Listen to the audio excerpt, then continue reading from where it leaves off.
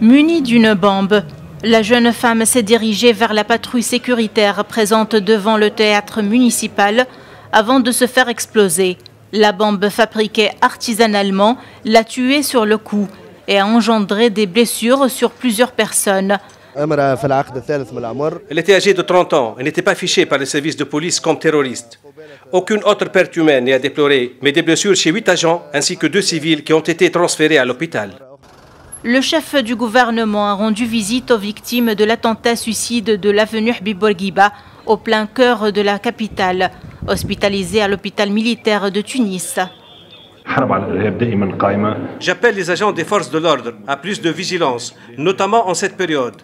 Il faut dire que la lutte contre le terrorisme n'est pas le rôle des forces de l'ordre uniquement, mais de tous les Tunisiens qui doivent s'éloigner de tout ce qui pourrait créer des tensions entre eux et les diviser. Visiblement affecté, le président Béji Caïd Essebsi a fermement condamné depuis Berlin l'attentat perpétré au centre-ville. Nous croyons que le terrorisme se limitait à quelques montagnes, mais le voilà frappé au cœur de la capitale.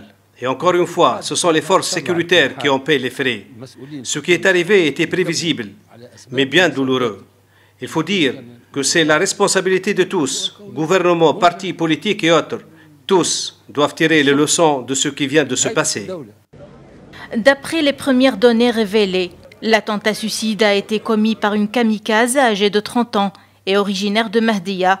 Il semble que la kamikaze soit affiliée à un organisme terroriste, mais elle est inconnue des services de renseignement relevant du ministère de l'Intérieur. Après une accalmie de 3 ans, le terrorisme frappe à nouveau le centre-ville de Tunis avec une opération différente en termes de tactique. Najwa Bécha, Médien TV, Tunis.